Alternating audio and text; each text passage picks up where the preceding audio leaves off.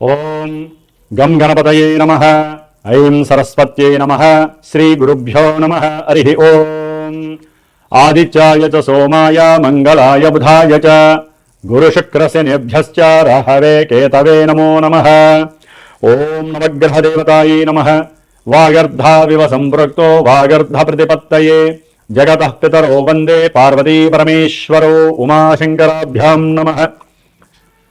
వీక్షిస్తున్నటువంటి ప్రేక్షకులందరికీ కూడా సూర్యనారాయణుడి యొక్క అనుగ్రహముతో ఆయురారోగ్యములు అష్టైశ్వర్యములు కలగాలని, అలాగే మనకి ఈ ఫిబ్రవరి మాసంలో 13వ తేదీ నుండి కూడా మార్చి 14వ తేదీ వరకు సూర్యుడు మకర రాశిలోంచి కుంభరాశిలోకి తన యొక్క సంచారాన్ని సంక్రమణం ద్వారా ప్రవేశించబోతున్నాడు. కాబట్టి ఫిబ్రవరి 15వ తేదీన మనకి మహాశివరాత్రి. ఆదిదేవుడు సమస్త లోకాలకి కూడా విశ్వంభరుడు అయినటువంటి విశ్వదేవుడైనటువంటి ఆ పరమేశ్వరుణ్ణి మనందరం కూడా చక్కగా విశేషమైనటువంటి అభిషేకాదులతో అర్చనలతో ఆరాధించి భజనలు గావించి లోక కళ్యాణార్థమై మనకి ముందు ముందు వచ్చేటటువంటి ఈ 3 నెలల కాలము కూడా మరి పంచగ్రహ కూటమి వలన ఎన్నో పాపగ్రహాల యొక్క కలయికల వలన ప్రపంచానికి ప్రకృతికి కూడా ఒక శాపంగా మారబోయేటటువంటి అవకాశం ఉంది. కాబట్టి ఆ పరమేశ్వరుణ్ణి ఆరాధించుకుంటూ అట్లాగే 14వ తారీఖున వచ్చేటటువంటి శనిత్రయోదశి ప్రదోషకాల వ్రతము అంటే సాయంకాలము సంధ్యా సమయం తర్వాత ఆ శని భగవానుడికి అందరూ కూడా తప్పనిసరిగా తమ యొక్క కర్మదోషాలు పోగొట్టుకోవడానికి విశేషముగా తైలాభిషేకార్చనలు చేసుకొని రావి చెట్టు చుట్టూ గనక ప్రదక్షిణం చేసుకుంటే ఐశ్వర్య వృద్ధితో పాటుగా మనో అభీష్ట సిద్ధి కూడా కలుగుతుంది.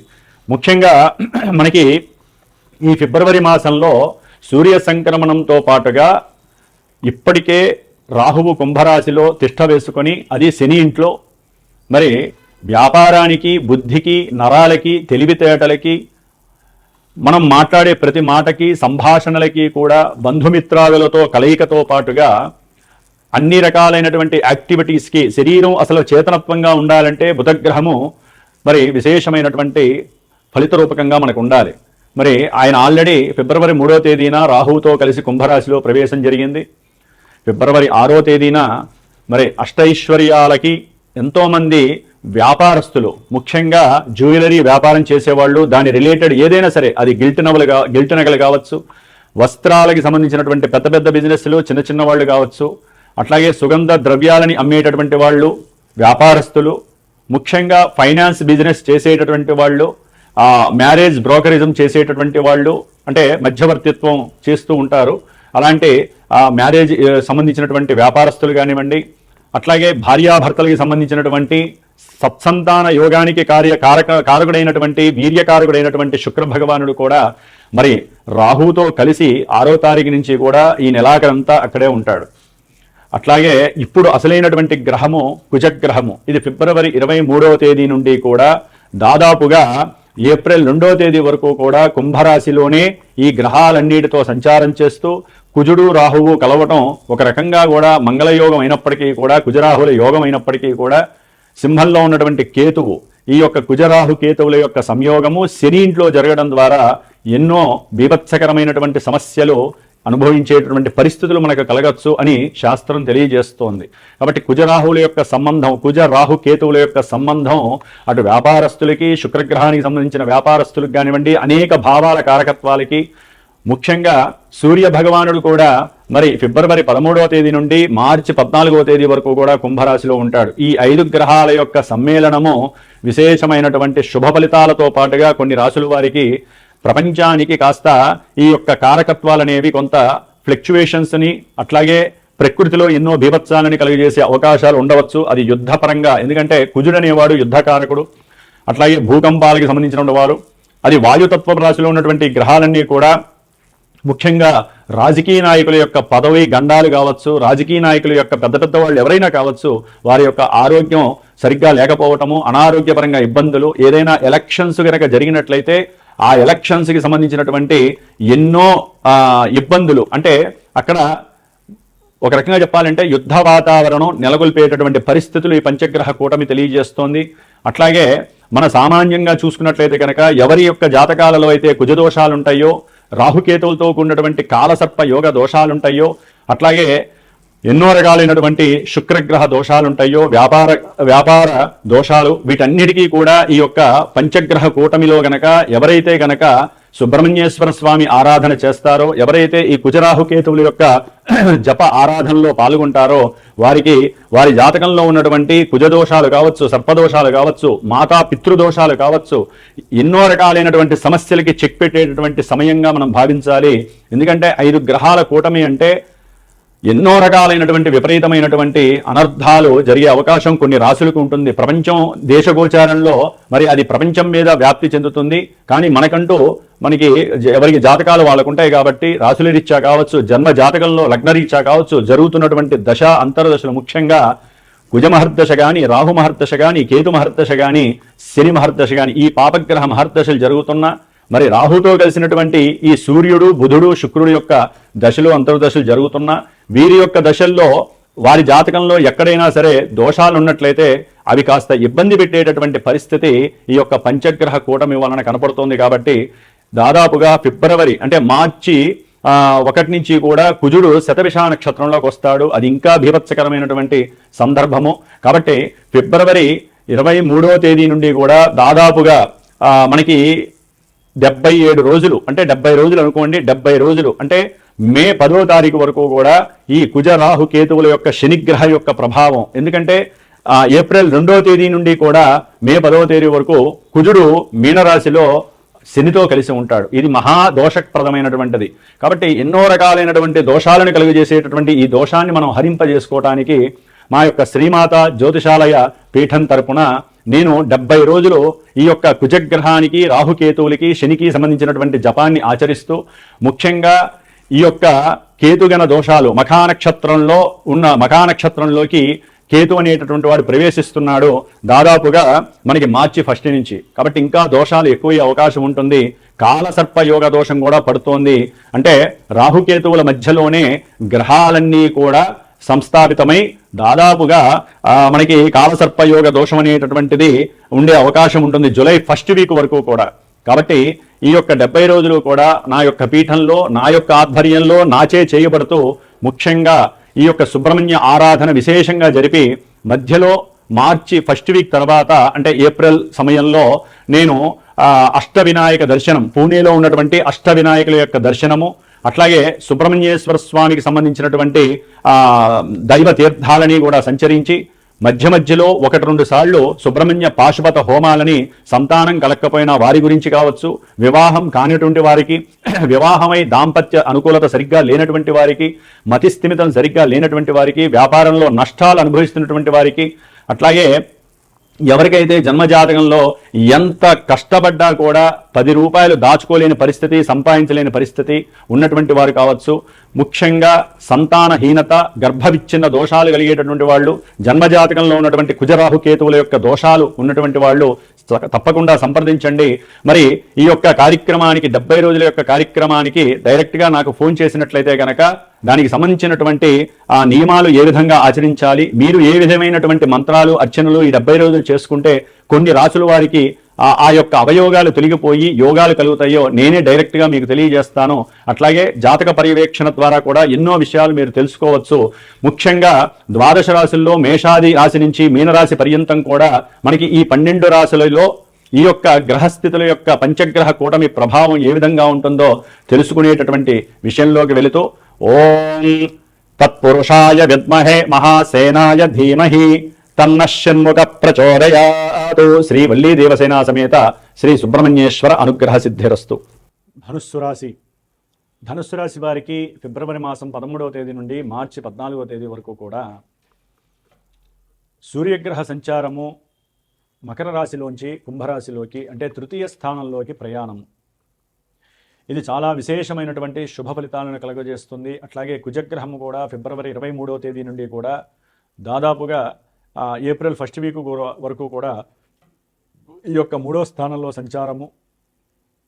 అట్లాగే శుక్రగ్రహము కూడా ఈ నెలాఖరు వరకు కూడా ఆ 3వ స్థానంలో సంచారము. బుధగ్రహము, మొత్తం 5 గ్రహాలు, రవి, కుజ, బుధ, శుక్ర, రాహు, వీళ్ళందరూ రాహుతో కలవటం విశేషప్రదం. అయితే సప్తమంలో ఉన్నటువంటి గురుడు వీరి యొక్క ఆర్థిక పరిస్థితిని, వీరి యొక్క ఆరోగ్యాన్ని కండిషనల్గా బేస్డ్గా చూసుకుంటూ, ఈ గ్రహాలన్నిటినీ గురుడు చూడడం ద్వారా ఆ భావాలు కొన్ని నష్టయుక్తమైనా కూడా మళ్ళీ లాభకరంగా చేసేటటువంటి స్థితి కలుగుతోంది ఈ యొక్క ధనుస్సు రాశి వారికి. విశేషమైనటువంటి యోగంగా భావించవచ్చు. తృతీయ స్థానంలో ధైర్యము, ఏ విషయాన్నైనా సరే, అది గవర్నమెంట్ జాబ్సా, లేకపోతే ఏదైనా వ్యాపారం పెడదామా, లేకపోతే తండ్రితో విడిపోయిన వాళ్ళు తండ్రితో మాట్లాడే ప్రయత్నం చేయడం, తండ్రి యొక్క ఆరోగ్యం రికవరీ కావటం, అట్లాగే సాహసోపేతమైనటువంటి కొన్ని నిర్ణయాల ద్వారా గృహ నిర్మాణాదుల విషయంలో కానీ, వాటి యొక్క కట్టడాల విషయంలో, అంటే వాటికి కట్టడానికి కావాల్సినటువంటి ధన విషయంలో కావచ్చు, ఏదైనా ఒక రియల్ ఎస్టేట్ వ్యాపారులతో మాట్లాడటము, భూములు కొనడానికి ప్రయత్నపూర్వకంగా ఆ ప్రయత్నాలు ఇంకా ముమ్మరం చేయటం, అలాగే వారికి ఉన్నటువంటి అప్పులు తీర్చడానికి సన్నాహాలని విస్తృతం చేయటం, ఫ్రెండ్స్ ద్వారా కానీ, లేకపోతే భార్యాభర్తల్లో ఎవరి దగ్గరైనా ఉద్యోగాలు చేస్తూ ఉంటే వారి నుంచి కానీ వీరు తర్జుమా చేసుకొని ఆ యొక్క అప్పులు తీర్చేటటువంటి ప్రయత్నాలకి వీళ్ళు సాహసించడం జరుగుతోంది.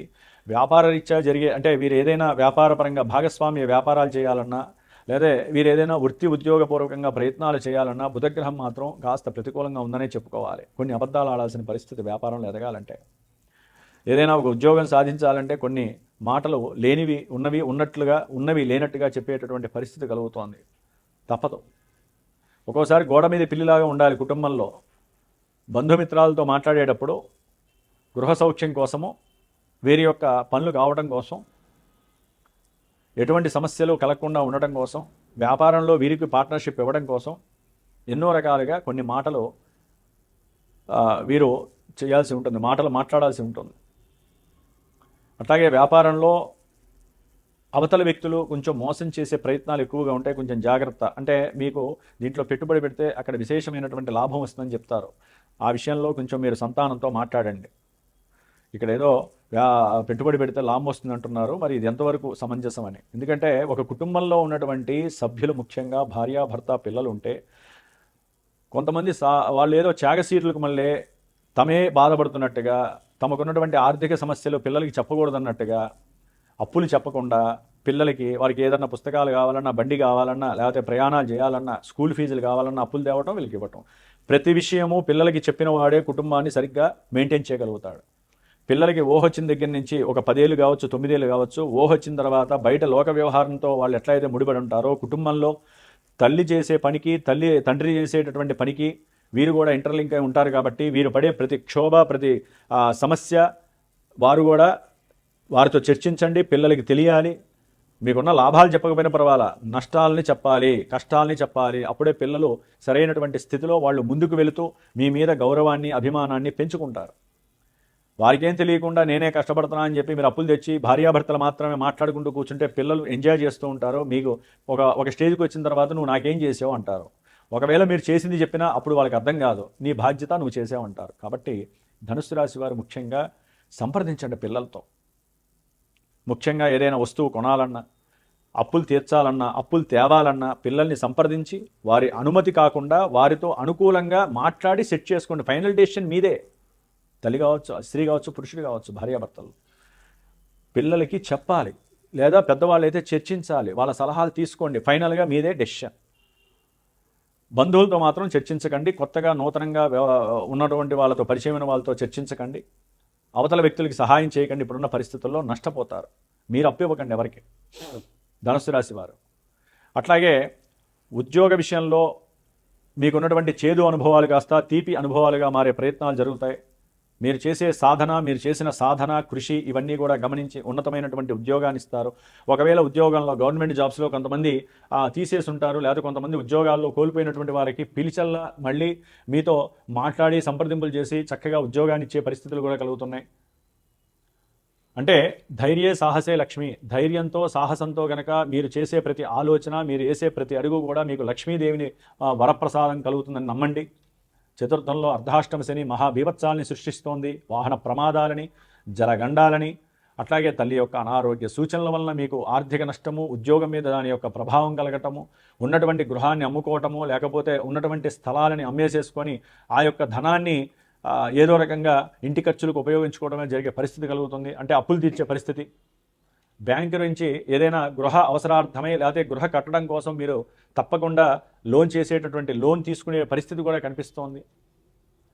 భాగ్యంలో ఉన్నటువంటి కేతువు ద్వారా ఏదైనా లాంగివిటీ అంటే దూర ప్రాంతాలకి ప్రయాణం చేసి తీర్థయాత్రలు చేసి దైవానుగ్రహం పొందేటటువంటి పరిస్థితి ఆసన్నమవుతోంది. ప్రయాణాలు ఎందుకు కొంచెం జాగ్రత్త. కాబట్టి అర్ధాష్టమ శనిగ్రహ దోష పరిహారార్థమై మీ ఆరోగ్యం కోసం, పాదాల యొక్క సమస్య తొలగడం కోసం, తల్లి యొక్క అనారోగ్యాల నుంచి బయటపడటం కోసం, తల్లితో అనుకూలమైనటువంటి సంభాషణ ఉండటం కోసం, గృహ సౌఖ్యం కోసం, అట్లాగే మీకున్నటువంటి స్థిర చరాస్తుల్లో ఏదైనా కోర్టు లిటిగేషన్స్ కానీ ఉంటే వాటి యొక్క నివృత్తి కోసం శని భగవాన్ని ఆరాధించండి. ఆయన యొక్క జపాన్ని, ఆయన యొక్క క్షీరతర్పణాన్ని, ఆయనకి హోమాన్ని చేసుకోండి. తప్పకుండా 10 మందికి ఎవరికైనా అన్నదానాన్ని చేయండి. బట్టలు లేనటువంటి వాళ్ళకి బట్టలు, ఎండాకాలం కాబట్టి చెప్పులు దానం చేయండి, గొడుగు దానం చేయండి వృద్ధులకి. అట్లాగే ఎండాకాలం ఏదైనా సరే వాటర్ కుండలు తీసుకొచ్చి పెట్టి చక్కగా చలివేంద్రాల్లో మీ పేరు మీద చక్కగా నీళ్లు పోయండి. మీ కుటుంబ గృహం మొత్తానికి కూడా పుణ్యం అనేటటువంటిది మీకు లభిస్తుంది. మీకు జరిగే ప్రమాదాలను మీరే అరికట్టుకోండి. అట్లాగే మజ్జిగని ఎవరికైనా సరే శనివారం దానం చేయండి. మీకున్న చంద్రదోషాలు పోతే వివాహం కాని వాళ్ళకి వివాహం అవడానికి అవకాశం, విడిపోయినటువంటి భార్యాభర్తలు కలిసే అవకాశం ఉంటుంది. ఇంకా అర్ధాష్టమ శనిగ్రహ దోషం అనేటటువంటిది ఇంకా ఇబ్బందిగా ఉంది. అట్లాగే మీ జాతకంలో కుజదోషాలు, రాహుకేతు దోషాలు, మీకు ఇందాక నేను చెప్పిన వాటిలో కొన్ని జరగకుండా ఇబ్బందులు పడుతున్నారు. వ్యాపారంలో వృద్ధి లేదు, ఎన్నో లీగల్ సమస్యల వలన మీరు బాధపడుతున్నారు. మీకు రావాల్సినటువంటి గృహాలు, భూములు మీకు రావట్లేదు అనుకుంటే తప్పకుండా మా పీఠంలో నేను చేసే 70 రోజుల ఈ యొక్క శనిగ్రహ, కుజగ్రహ, రాహుగ్రహ, కేతుగ్రహ జపాలతో పాటుగా సుబ్రహ్మణ్య సర్పసూక్తంతో నిత్యము జపము, అట్లాగే ఈ నెలలో 70 రోజుల్లో 2 సార్లు సుబ్రహ్మణ్య పాశుపత హోమాన్ని జరుపుతున్నాను. కాబట్టి ఎవరైనా సరే ఇష్టపూర్వకంగా ఉంటే తప్పకుండా సంప్రదించండి. మీ యొక్క యోగక్షేమాల కోసం, మీరు అనుకున్న కార్యం విజయం సాధించడం కోసం మా వంతుగా నా పీఠంలో బ్రాహ్మణుల యొక్క సమక్షంలో నేను చేసే ఈ యొక్క పూజాధికాలు మీకు సత్ఫలితాలు మాత్రం ప్రసాదిస్తాయి. ఓం శ్రీమాత్రే నమః.